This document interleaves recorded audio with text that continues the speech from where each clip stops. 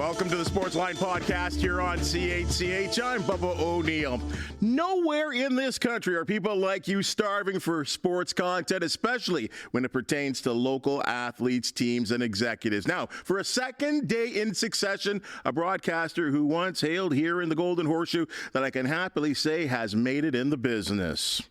Well, it began some 25 years ago when he replaced myself on the popular local cable TV show Halton Sports Week. Loaded with charisma, character, and a whole lot of sports knowledge, he began behind the scenes learning the ropes at TSN. After getting a huge break at Sun TV, Gareth Wheeler became a household name in the GTA as the host and producer of the Casino Rama Grill Room. Remember that show, folks?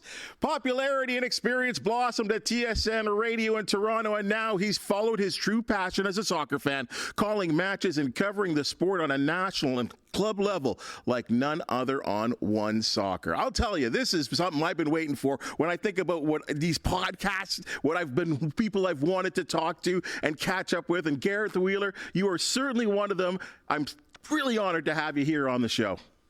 Thanks, pal. And sometimes you say that you have friends in this industry. Bubs, you are by far and away one of my favorite people I've ever met in this industry, and one of the main reasons that I'm still employed and work in this great profession today. If it wasn't for you, Clint Bubba O'Neil, I wouldn't be here today. Well, I'm legitimately say that. I'm honored to say that, and I don't know what I had to do with it, but really, it's been great for me. It's been great to follow your career because you're one of those people that had a passion, right? And I love people that are passionate. I love people that realize that hard work is the only way that can really get you. I mean, people land jobs in this business, and as you know and I know, the people that land in the business generally are out of the business real quick. It's the ones that are passionate and the ones that work hard that will last and continue to do what they love to do. And as both of our parents told us, you know what, find a job and find a career that you really love to do, because it won't be a job. And that's really what's been, I think, the truth, and I think for yourself and myself as well, too. Yeah, I mean, I grew up as a sports fan, and any way possible that you can translate that into a career. I figured out early in my soccer playing days that the infrastructure that we have today was non-existent during the 1990s, even the early 2000s. And I just decided that if I can't play the game at the highest level possible, let me talk about it. And fortunately, doors were opened for me to get me that requisite experience. I was willing to grind, work multiple jobs, volunteer, do everything I could to put myself in a position where I can go out and be the best version that I could be. And thankfully, it's afforded me some incredible opportunities over the course of my career, some things that I will never forget. Being able to call Canada soccer games, being able to call G League Championship basketball games, all from humble beginnings in the great city of Burlington, Ontario. So it's been a ride, it's been a trip. But yes, you're absolutely right. The work, the hours, the commitment, the time away from family and friends, it's just all part of the deal. But it's one that we will gladly make to have the experiences that we collectively have. Well, you said the words that I think just make me giggle, and you said Burlington, Ontario. And, you know, when you think about yourself at M.M. Robinson High School, I mean, was this the plan that you had all charted out? Were you one of those people or you just kind of grew into everything? Yeah, in one of my early day yearbooks, I think at C.H. Norton Public School in Burlington, Ontario, I had the career that you aspire to be in. I always had sports broadcaster. So it was always a passion of mine. I was raised in a sporting family. I played soccer, basketball, golf, you name it, growing up. And it was just about kind of finding that right path and that right way. And thankfully for myself and so many others, and there's been a lot of great broadcasters that have come from the Golden Horseshoe area, we were afforded the opportunity to watch greats like Steve Foxcroft and Clint Bubba O'Neil on local cable. Halton Sports Week was a show as a high school athlete that me and my friends watched religiously on a weekly basis. You guys breaking down local sports at a time where we didn't really have that connectivity through online groups or communities or chats. You were our vehicle to fall in love with the sport around us and get that competitive edge, that competitive nature all about it, helping us strive to do something better. So that was kind of the pathway into the industry, and guys like you made us believe that we could actually have a chance of doing just that. And that's kind of how we followed along, just volunteering, doing whatever we could to learn the industry, to try to make an impression, make connections, and get better at the job. And that's what it was all about. When you finally did get into the business, is it fair to say that the Sun TV experience was the one that really snapped it in for you? That really, I mean, your responsibilities as a host and producer, doing a daily show, was that really the one that kind of kicked it in for you? Yeah, it sure did. I mean, that's I think every young broadcaster's dream. That's a dream gig for anyone in this industry. And I was working for TSN behind the scenes at that time, as well as doing work with CableNet, with Cogeco in Burlington, working on local sports, local news coverage. In fact, Christmas parades, you name it, just trying to put together my demo reel. And one night late after work, I stayed with an editor who was willing to give me some time to put together my demo reel, or update it at that time. And another colleague of mine at the time was looking at my stuff, and we got along, and he liked my work. He ended up moving on a few months later to take a job as the associate producer at Sun TV for the Casino Rama Grill Room. And their host, it didn't work out over the first 8 or 9 months, and they replaced it. Then they held open auditions. And I think it was just a matter of the right place at the right time. That associate producer called me in. I was among the group that auditioned. I was willing to not just host, but get out and produce and do the grunt work, as we had a really small staff, so it required all hands on deck. I probably came at the right price point as well. Someone that was eager and willing to do the work. And it all just worked out. And we had a great run of shows before the channel decided to move into a different direction, from local news to more national political focus. And that just kind of didn't fit where I wanted to be at that time. But we had a great run of that show, so many great memories. And I learned so much, Bubs, about what it took to put on a daily show. I learned how to properly host. I learned how to, I looked at my early days being on air there. I'm like, I was awful. I was so bad. But then you grow over time, and you find your voice as a host, and then everything seemingly kind of took off from there. So that was absolutely the definitive moment. And really, to this point, probably the most fun that I've had over the entirety of my career thus far. You know, and I think the best part for me, and when I look at your career, and I remember you sitting there with Foxcroft doing, Halton Sports Week, and you had always expressed a love for soccer. And that was one of the banters that you guys always, because he had no time for soccer. He hated soccer, and you guys would go back and forth. Yet, it would come full circle that after you left Sun TV, your love for soccer blossomed into many things at TSN and OneSoccer, and to what you're doing today. Yeah, at some point, I think we all in our careers need to make a choice. Where do I want to focus on? And I wanted to kind of focus on my real number one passion, which is the game of soccer. I grew up playing it in this country at a high level. I won a national championship at Western University. So I had some pedigree and knowledge about the sport, but there was this huge gap in terms of a lack of professionalism, a lack of coverage around the sport in this country.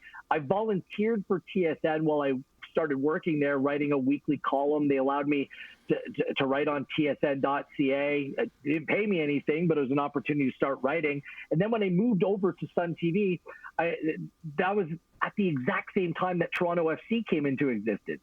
And the Toronto Sun didn't really have anyone to write or cover the game for them. And I put up my hand proudly to do that. And thankfully, they gave me an opportunity to freelance, and that turned into a more full-time gig covering Toronto FC and the national team. So I brought that to TSN Radio with me, and the fact that we had great events, not only Toronto FC football, but we covered the Premier League, we covered the 2015 World Cup. I hosted the radio coverage for every World Cup and European Championship while I was at that station. And those were marathons, hosting national radio coverage for these massive sporting events. Which again, just kind of ingratiated myself into the game at a bigger level. So I've been covering the game for a long time. And then thankfully that opportunity afforded itself with the launch of OneSoccer in the Canadian Premier League back in 2019. And that was the one time where a company came in and was willing to put their flag in the ground and try to invest in the game of soccer with full-time commitment, one channel whose sole purpose was to cover soccer, Canadian soccer in this country. And thankfully, I've been there ever since. And thankfully, once again, the game has continued to grow in this country with great ownerships like the one at Forge right now, and individuals and groups in this country that are now willing to invest in the game in this country. And through that time, we've seen the rise of both the Canadian men's and women's national teams rise to great prominence, not without distraction in politics and disruption over the course of the way. But finally, there's a sense that we're moving in the right direction in actually working as a broadcaster in soccer in this country. There's an opportunity to do that. So I'm very thankful for that opportunity. And I feel like we're just scratching the surface. We're just at the beginning of what it can actually become. And that's what the most exciting part of it all really is. Well, and I think there was such a conversation that went on for decades, actually, that soccer will never become big in Canada unless it had a grassroots system. And the Canadian Premier League, I mean, a lot of people took a lot of chances, but here we are rolling into yet another year. And I mean, you've watched it. I mean, you called the very first game, if I remember correctly. Mm-hmm. Are you surprised at the way it's really taken off? Not just in certain centers, because we know that soccer's big in certain centers, but really it's growing, and that this is a Canadian league that people really do appreciate and are showing up for. The answer to that would be yes or no. There's a little bit of a field of dreams element to it. If you build it, they will come. And that certainly has played out in markets like Hamilton and Halifax and Ottawa and Calgary. I mean, the fandom and the collective community building through the sport is something that I always tried to tell people that it would happen or make my feelings heard. And now it's seeing come to life.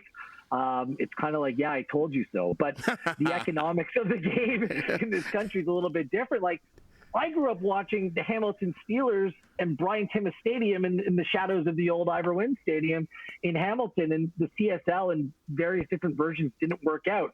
And that's because three things I point to in this country that make putting together a national Canadian soccer that makes it a massive challenge. One, our climate. Our weather stinks because everything needs to be truncated in a very short period of time. The other is geography. We're a massive country. Travel, it's expensive. Getting from one place to another in an affordable way makes it very difficult. And thirdly is the economics of the game. The game itself isn't expensive to play, but building facilities is, and we still don't have enough facilities in this country, as well as corporate commitment. You know, every single federation in this country struggles in terms of what their finances, what their budgets look like, with the exception of maybe Hockey Canada. So Canada Soccer isn't immune to that. So there's all sorts of obstacles. What I'm so impressed about how resolute this Canadian Premier League group is that not only are they launching an ambitious league, but then COVID hit right after, where everything's turned upside down. So they've had to fight through these obstacles. But I mean, anyone that watched that final at Tim Hortons Field last year, where Forge dramatically ended up winning 2-1 after extra time, the goals, the drama, the crowd, is all the ingredients to continue to grow even bigger and better. The players on the field, the coaches, everyone's done a phenomenal job thus far. We have 8 teams. I'd like to see it built out to 12, 14, 16. I do think we can get there relatively soon, but just a little bit of patience needs to be preached. But so far, so good. I'm really optimistic about everything to do with this league. You know, that's hilarious that you brought up the final from last year, and here we are in the media booth. And as you well know, we're supposed to be impartial, right? and you know, and when we see a overtime Olympico, like, are you kidding me? Like, how could I not cheer in the? You know what I mean? It was such an exciting final, and of course, to see what Forge FC have done over the years. What is it about Forge? I mean, this is what 4 championships. They continue, even years when I sit there and they say, well, you know what, that roster's starting to get a little ragged or a little old, or they really haven't changed much. But yet Bobby turns his screws and they continue to win. What is it about that program that you think that maintains their ability to win? I always say off-field competence or success leads to on-field success. And the way that entire ownership group has laid out this project, have put proper people in place across the entire organization, that leads to success. And they got it right from day one, bringing in the right manager in Bobby Smirniotis, another Canadian coach looking for an opportunity to show how good he can be. And we have a lot of them in this country, and oftentimes haven't been given the opportunity because of their passport, more so than anything else. Bobby Smirniotis is beloved. He is connected. He knows his stuff. He can be coaching at the highest of levels. And the fact that he remains with Forge in the Canadian Premier League, it's something that we should all celebrate, because managers like him just don't come around every day. He gets the best out of his players. They change the way that they played every year. And having kind of those staple players in the team, the Kyle Beckers of this world, being able to have them commit to the club long-term, providing that continuity, and setting the standards really within the club, makes them a perennial contender. It's funny, I look around the Canadian Premier League and different clubs are signing different players. I'm just like, Forge will still be the favorite going into next season. It's like you play out the schedule, you play 90 minutes of football, Forge wins. That's how it's played out. A lot to celebrate in the city of Hamilton, and with good reason. You know, let's change the focus a little bit here, because a question came up on our Sportsline Square Off recently that, you know, the PWHL, they are setting records in United States in terms of watching women's hockey. They're setting records here in Canada. They're about to break probably another record when Toronto plays Montreal. Can that success for women's sports and women's hockey be translated to the Canadian Women's Soccer League, which is, I guess Diana Matheson's trying to get off in about 2025? Do you see that league being as successful, or at least trying to mirror what the success is of that hockey league? Perhaps. It's not like for like, though. I mean, because the PWHL is Canadian and American teams in this league, and making sure that they can find markets where the league will inevitably be successful. Also in women's hockey, I mean, the PWHL, correct me if I'm wrong, Bubs, these are some of the best hockey players in the world. The couple challenges that Project 8 will and are facing right now, one is in terms of infrastructure. Well, there's rinks across this country. There isn't ready-made facilities for professional soccer in terms of being able to broadcast those games as well. And the broadcast industry, as much as it continues to struggle in this country, who's going to broadcast and for what cost, and how much is the corporate community willing to pay in? Also, there are multiple competing women's soccer leagues worldwide. The English League, the WSL, is of the highest standard now. The Women's League in Spain is excellent. France is excellent. Not to mention the NWSL in the United States. And next year, the USL, another American league, is launching as well. And there's a Mexican league as well.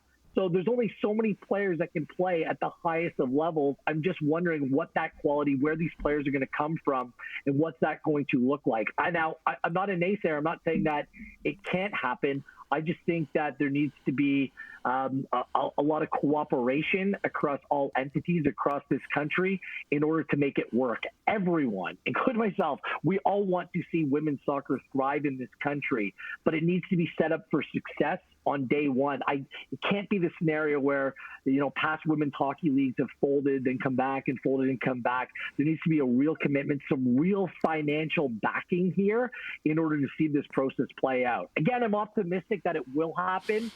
Will it happen by next year? The clock is ticking. Time is running out, so that remains to be seen how quickly this can, really get up and running. Gareth, so much positivity, I think, for the sport of soccer across this country right now.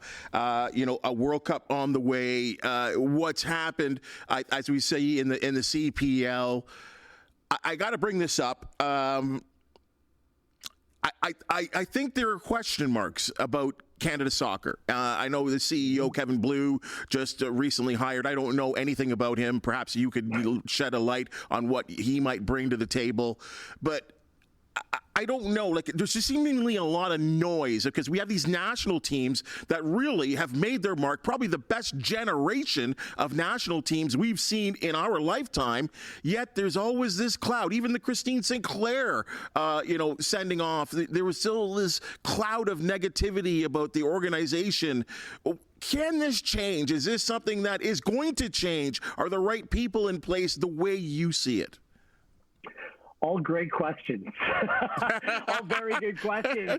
And this, although the problems have become magnified and become bigger as success has finally come to these national teams over recent years, an Olympic gold medal for the women and World Cup qualification for the men. This is something that's plagued Canadian soccer my entire lifetime. Just an association that has struggled to find willing partners to cooperate in order to try to pursue one consistent vision. The Canadian Soccer Association is historically and continues to be underfunded, under-resourced, a lack of talent within these organizations. That's always been the biggest problem, is that they haven't had enough. They haven't had enough money. They haven't had enough commitment. They haven't had enough agreement across all the stakeholders in this country. We need to remember that Canada Soccer is more than just the national teams. This is all the provinces, all the local clubs, the referees. There are a lot of people who are partners in this, and there is a lot of, mouths to be to be fed, just in terms of people that require funding in order to continue to take the game forward in this country. A lot of the noise that has happened over the last couple of years has been extremely ugly. And I don't agree with a lot of what is being done. I think universally there was an acknowledgement that change had to come to the Canadian Soccer Association. It need to be bigger, more robust, better. But individuals who have decided that the nuclear route, blowing it all up, was the way to go, I think that it was just the wrong approach. I don't agree with that whatsoever, and that's what's happened. Bombs have continued to be dropped, like just in terms of stories, dysfunction, partisanship, politics, when it comes to Canadian soccer, and I just don't think it works in the best interest of anyone whatsoever. Finally, we're at a time where looks like sponsors want to come on board and start backing what's going on in this country for the first time that I can remember.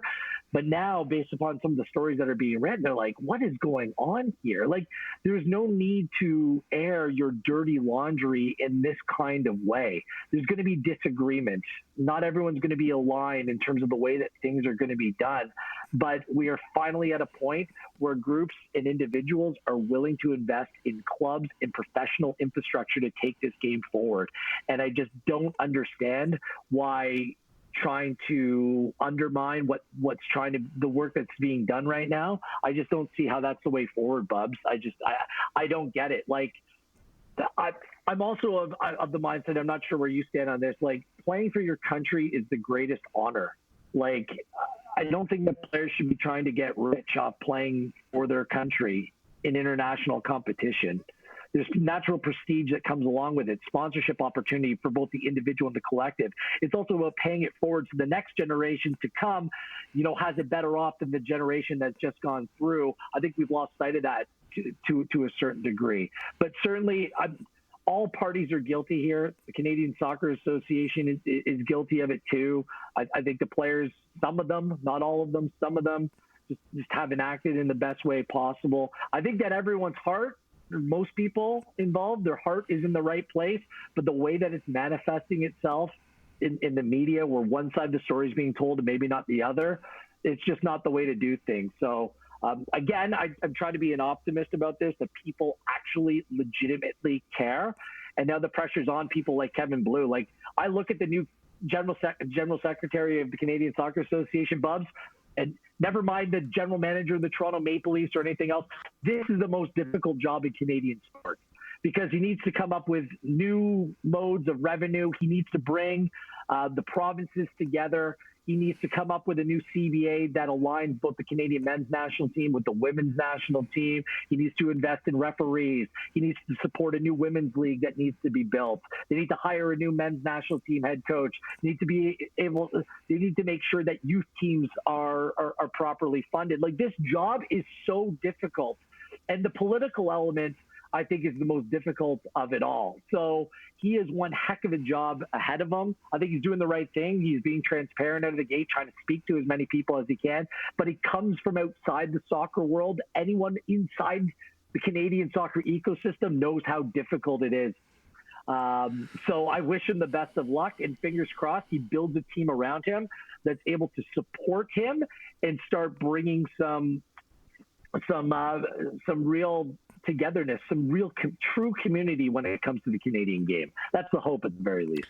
You know, and I have to continue this conversation and what's going on. And look, I don't want to get you fired or anything, but what's going on with OneSoccer? Like, I mean, this has been, I have continued to say this, that having the OneSoccer, you know what? Yeah, I'll put down my $12 a month or whatever to see soccer at the highest level, to get excellent commentary on a daily basis, the way you guys present the sport, individually focused on national teams, setting me up for games, giving me post-game analysis at the highest level, getting interviews, inside information.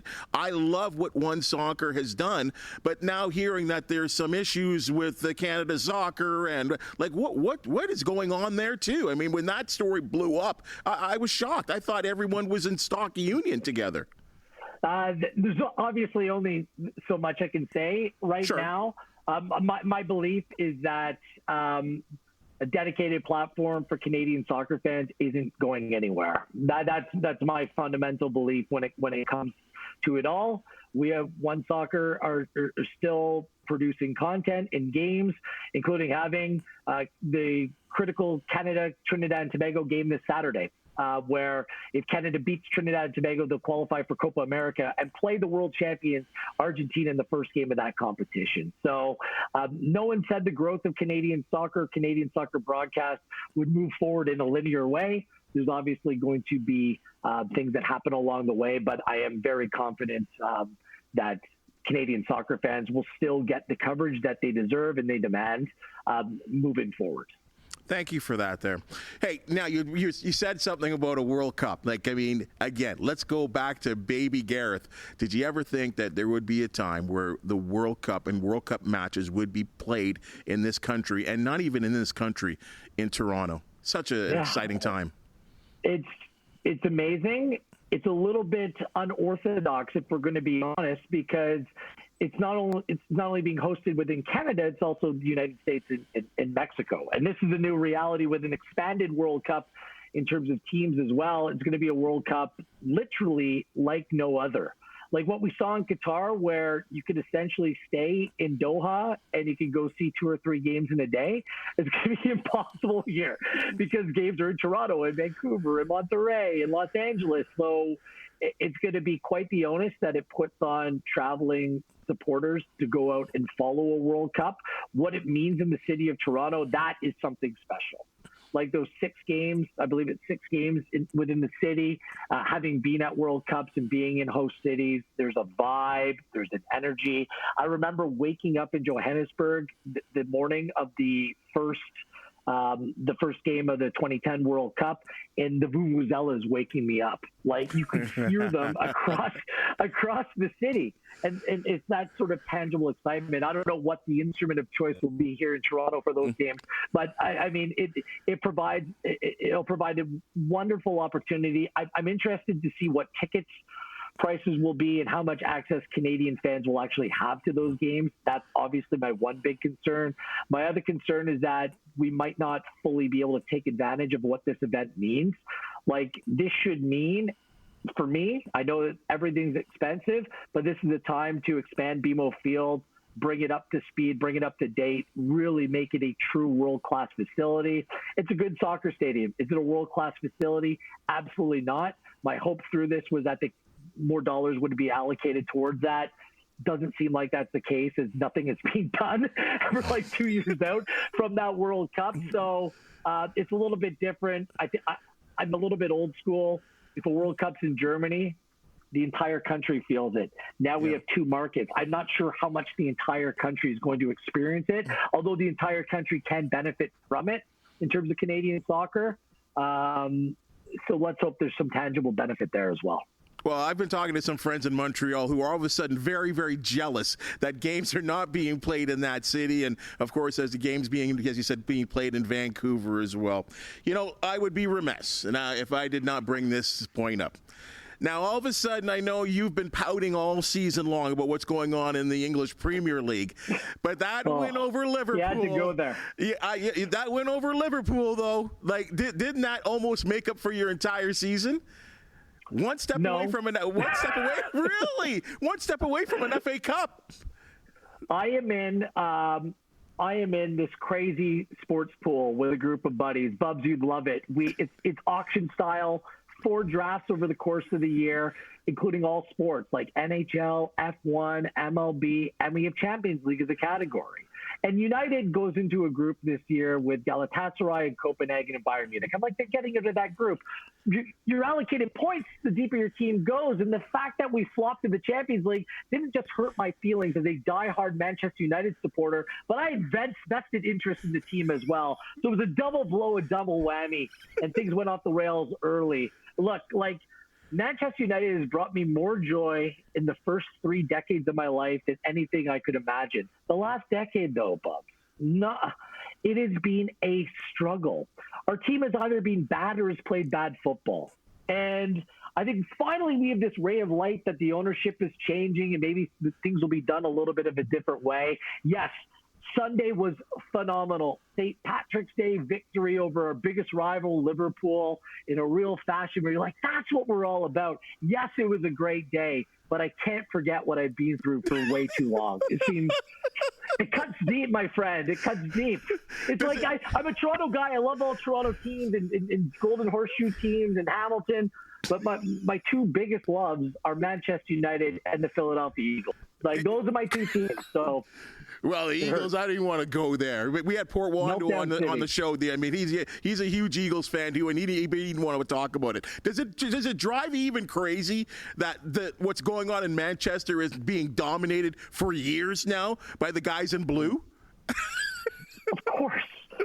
And all we have to lean on is say 115, because 115 sanctions against Manchester City that haven't been legislated yet. Like, they were kicked out of the Champions League for abusing the financial system, and then they appealed and they were let back in. They won it. Then they won the trouble. Case. Come on.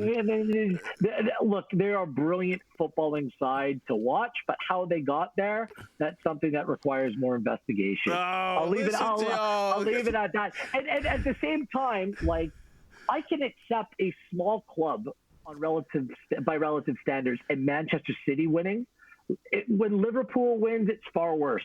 It's far worse.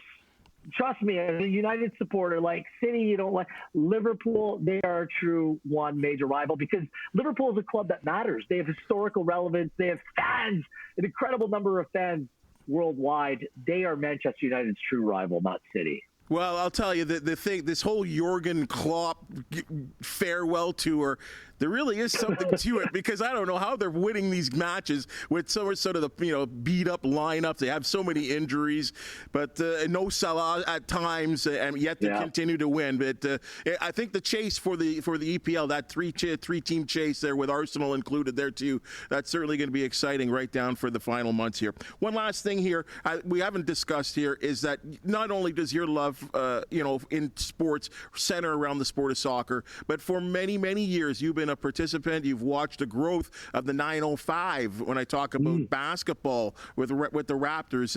And what's your outlook there? I mean, I know it's tough times for Raptors. We got so spoiled with that championship and knocking on the door for about a decade, finally break through with a title. And it's kind of lean years right now. And, but do you think that there's hope there? Hope. Let's take it back first. Those 5 years with the 905 that I spent there were incredible because you saw the process play out, like what the Raptors were committing to. drafting and developing, and not even drafting, signing and developing when it came to Fred VanVleet.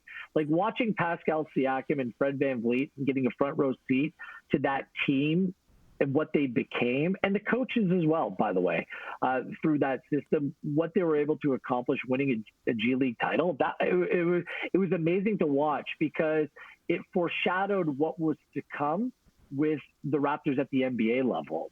And they just built brick by brick to get to the point where they could go on and compete for an NBA title. Was it fortuitous? Yes. When you lose Klay Thompson and Kevin Durant and the injuries that Golden State suffered, that was part of the story. But nonetheless, the Raptors earned it. Like that playoff run is something that, honestly, Bubs, as a huge basketball guy, I will never forget. That was unbelievable. That's why I can't believe we're at the point where we are today. I don't know if it was complacency. It seemed like the team was reluctant to make the big decision when they needed to, and now they put themselves in a position. I watched that game, a game last week.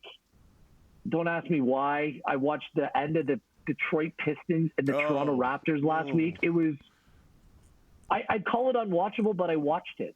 Like, I couldn't believe how low the standards have dropped. So there's significant work. There needs to be a refocus from Masai Ujiri and company to get this back on track. Another thing that I think that needs to be said is when the team is this bad, the fans continue to show up. They are incredible, especially at the price point of tickets. Like, it's always been a story for Toronto sports fans, but the ticket prices that Raptors fans are being asked to pay to watch this product doesn't make any sense for me. It's like Maple Leaf. It's like Maple Leaf now. There's no Sprite Zone anymore. Yeah, and I'm someone that's being vocal about ticket prices for Maple Leaf fans. Like, true sports fans are the blue-collar people that are invested in this team as much as they can on a regular basis. If teams in European football, and I come from a soccer background, if fans were asked to pay prices like these, there'd be riots on the street. But we accept it here. I'm not quite sure why we've allowed this to happen. It's not just here. I'm not picking on MLSD. Like, they're a well-run organization. There's great people there. But in North America in general, in certain markets and certain teams, the price points are just at a place where your real fans really can't get into the building. And it was funny. I was talking to someone about Maple Leafs playoff hockey just a couple of days ago. Actually, it was a former Maple Leafs player. And I said, I'm not against the ticket prices being high, but what I would love to piggyback off soccer is find a way to make that building much more difficult to come in and play in. Like, why isn't there a supporter section where you have your hardest core fans drumming up the crowd, creating an atmosphere where they're going to make it difficult for their opponent? Like, it's something that's oftentimes not talked about in terms of maybe the lack of playoff success for a team like the Maple Leafs, is that, you know, the Scotiabank Arena or Air Canada Center, whatever you want to call it, it's not a scary place to go into and play. It's just, and that intimidation, that atmosphere, you know this, Bubs, like, being the sports guy, you're like, it matters. It sure matters. Does. You want to create that atmosphere, and until they get that right, no matter what you spend or who you have on your team, you're going to be missing at least an ingredient. So I just wish there was a way for more of those types of fans to get into the building in order to support their team. Well, I mean, you hear it just down the road in Buffalo, the Bills Mafia, and like you look at visiting teams, and they, it's 3rd down and 7, and you see the quarterback, and they can't communicate, and that is that 13th, or I guess we say 12th man in the NFL, 13th man in the CFL, and we do see it right here in Hamilton at times where the fans are so into it. Labor Day, I mean, you just show up to a game and see how difficult it is for the Argos to operate on offense or defense because no one can hear, and the atmosphere is there, and there is something to be said about people. I guess you can really say the real fans, not the corporate fans, and you do need the corporate, right? Like, let's be honest. I mean, the salaries are at a place right now where we never thought they would ever be. So you do need the corporate. But yeah, there is something about, and even watching on television, you would say this to be true, that watching a game on TV with rabid fans, that makes us that translate onto the television as well too. Of course. It's just all part of the way that you want to present your product. Like, look, in North American sport, with playoffs, it's very difficult to sell 82, 162 games, whatever it is. Football is a little bit different, right? Because over the course of the CFL, NFL season, every game matters. Like, every game matters. You can't take your foot off the gas just by the nature of the sport. So I'd like to see something done. This is just, again, I don't think anyone's going to be listening to Gareth Wheeler for these tips, but I do think that there's something there and something missing. And with the Raptors, they have such a great fan base. You know, we've experienced it, you know, what it means to be a basketball fan in this city and in this country. And the team is just so far off right now. And you're just wondering how they're going to crawl back. And I just think that kind of reevaluating everything at a time like this makes a whole lot of sense. You know, Gareth, you get the standing ovation from me. And this has been something, like I said off the top, when we started this Sportsline podcast, I was like, I got to have Wheels on, and I can't wait to catch up with him. Really honored and pleased, and thank you so much for joining us. And, you know, it's been great to see that you've done well. It's been fun to see. I don't just blow you up when I say that. And the fact that you're getting to cover the sport that you love so much means a lot to me. So, again, thank you so much for joining us. There are a lot of fans. I can't wait till you get into the Burlington Sports Hall of Fame. Eric Smith is in there. Eric Smitty's in there. So you got to be in there. So we really congratulate you on all that you've accomplished, my friend. I honestly, like, I still, you know, I've lived in Toronto for a number of years now. I still call Burlington home. I was born in Hamilton. My grandmother, when she moved to this country, when she was a young girl, lived in the shadows of Iverwin Stadium. Like, this is where my family's roots are in the Burlington Hamilton area. And you know, I still have great friends there. I still love the area, and who knows, maybe one day I'll be back on a more full-time basis in that area as well. But I want to thank you as well for everything that you do, Bubs, for local sports. You're a true ambassador of everything that's good in local sports in this area. CH is lucky to have you. And anytime you want me to come on and just shoot the breeze, I'm all yours, pal. I'm indebted to you. So thank you, and keep up the great work. Got your number, homeboy. All right. Take care, my man. Well, folks, as you've just seen and heard, we do love talking sports with people who are making a difference on the local, provincial, and national scene. If you do know of an athlete, team, or event to promote, the Sportsline Podcast do want you. Contact me on many of CHCH's social media platforms, and hey, let's have a chat. Please hit that thumbs up, like, and subscribe button, because we do appreciate your feedback. For the wonderful minds and hands that make this podcast possible, thank you so much for joining us, and we'll see you tomorrow.